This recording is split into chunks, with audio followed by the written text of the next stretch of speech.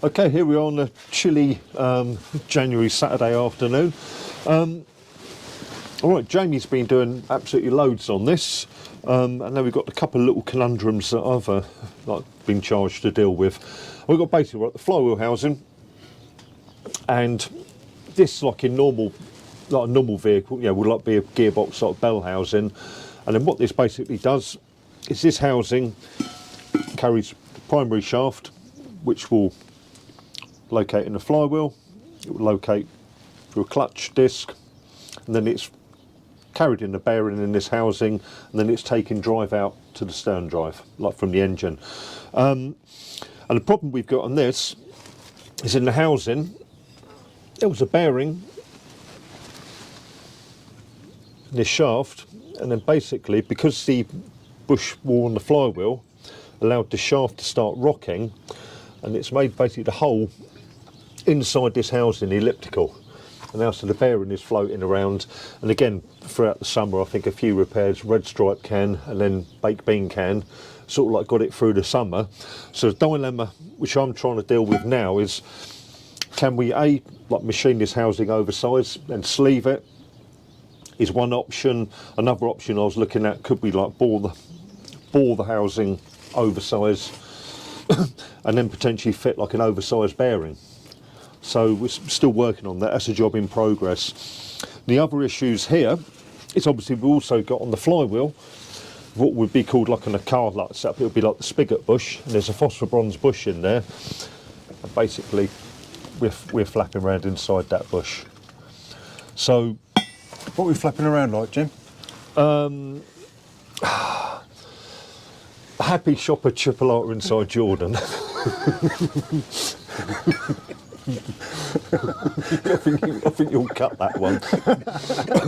And yeah, so basically, obviously, the bush, yes, just a phosphor bronze bush, should just be like press that out the flywheel, press a new bush in, not a problem. Another option we're looking at is actually fitting like a rubber shielded ball bearing, which will do the same job. Very common, like on HGVs, to have that.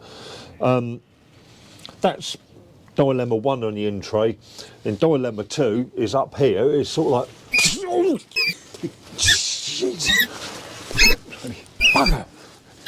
God.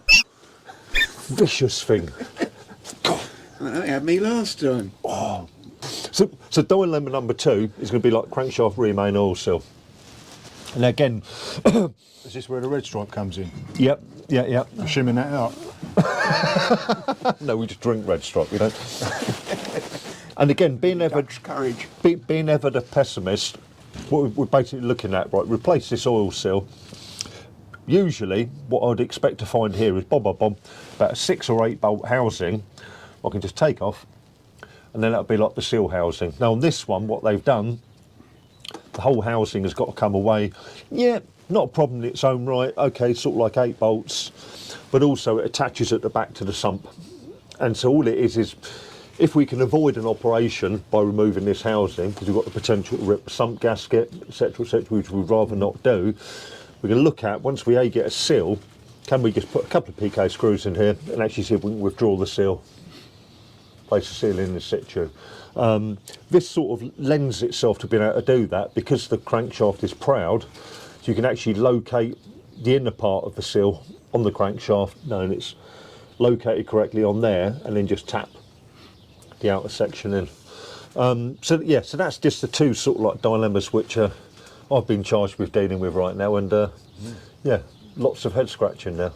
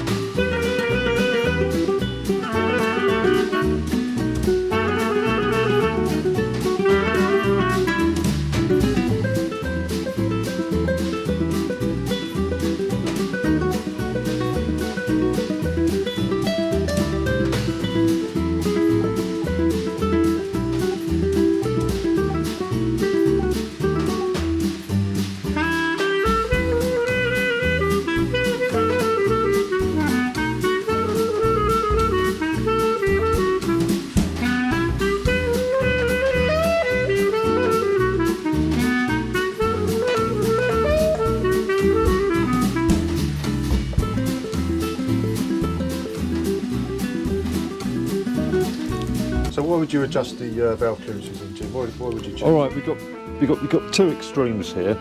If the valve clearance, if it closes up too much, as in there's no working clearance, the valve won't fully seat. So there's potential that it could actually burn the valve out. And then again, if the valve clearance is too great, it's actually making the engine less efficient, regards sort of like drawing the air in and then also exhausting it. Because if you imagine if the clearance is too great, the valve is actually open for a shorter amount of time and it's actually not fully lifting. So that's what we're going to hopefully check. And right now we're just in this stage where we're saying like checking the couple of clearances. We believe here we've got 0.38 of a millimetre, which is near as damn it. And ignoring like the clearances they say in the book, we're going to try this on what's called the rule of 9, which is basically counting the valves from the front of the engine. There's a number 1, and that would be on the basis of us saying like that. If you imagine like valve number 6 here is fully down, so it's saying 6 for 9 is 3. You then check the clearance on valve number 3. Now this is the way I was taught it as apprentice many. A red stripe feeler gauge. No, we could probably do with one of them. Okay, sometime later, and the rule of 9 doesn't apply to this engine, does it? No, the rule of 9 doesn't apply to this engine, and if you would apply Volvo's system for checking the valve clearances, i.e. getting the cylinder on TDC, blah blah blah, on compression stroke, you probably have to rag out the injectors. What they're saying is, are they saying if number 4 cylinder's valve is rocking, do I adjust number 1? Because probably in Swedish, isn't it? So. Yeah. let me just get a cylinder. Cheers, BR. It's got loads of valves in that.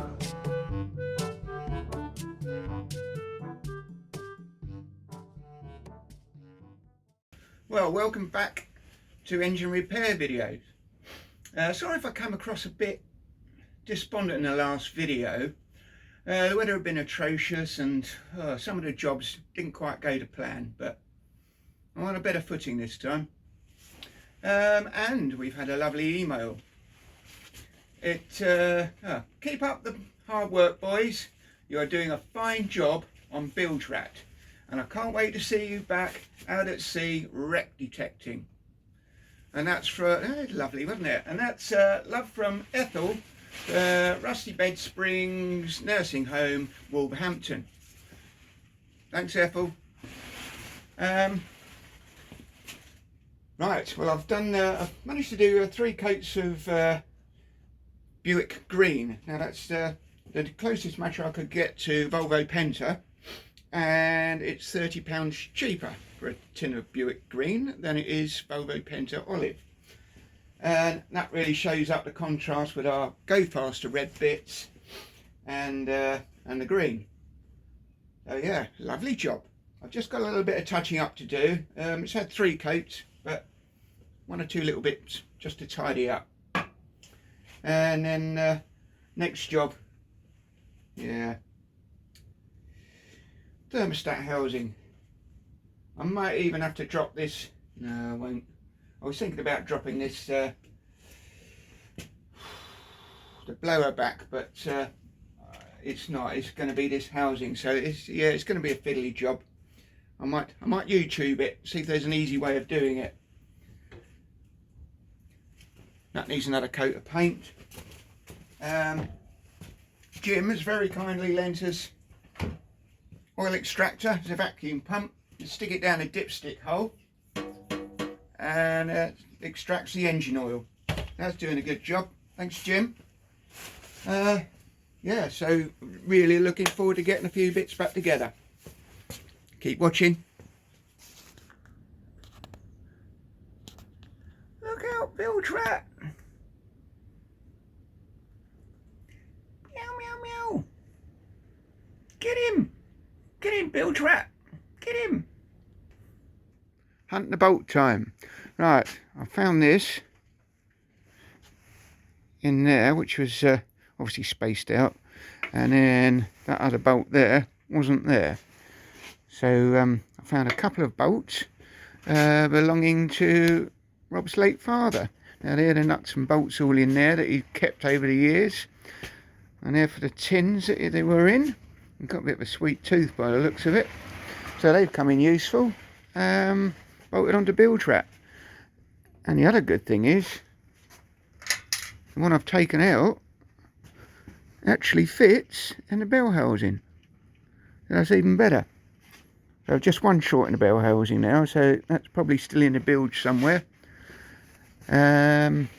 Yes, along with all the other bits and pieces. I've got some bits that were in the bilge.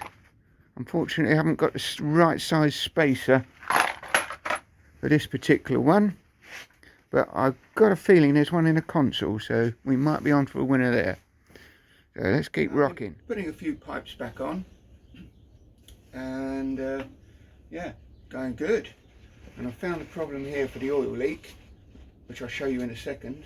If anyone's interested in looking what fish come off the wrecks that we dive, Ben from Amputee Angler is a very good site to have a look at if you like fishing. All around the wrecks that we actually dive. So he's a good chap, very informative. Now let's have a look at this gasket. It was a nightmare to get at, and I'm afraid we didn't do a very good job because we tried to put the wrong gasket on it. So I'm not surprised it's leaking, but we can get at it now, and I'll stick a new one on. Onwards and upwards. Okay, we've got Jim here. Top man Jim, he's come along to pick up the other bits and pieces for the bell housing and what have you, and he's given me a hand. So, dun dun dun, we've done it. Not a lot of fun, well, easy, yeah. didn't it? Yeah. Could have been worse. Well, I think it was difficult last time because Rob was giving me a hand. That's a bit harsh, that is. That's a bit harsh. Yeah. Right, so we've got all the pipes and everything back on, and now we're going to pressure test it. I've got my pump. Here we go. Jim's at the ready with a gauge. Oh, go on. Fingers crossed. We'll let that just bleed out. There. Oh. Okay, fire away. Let's rock. Then take it up now. A little bit more. Let the gauge higher if you want.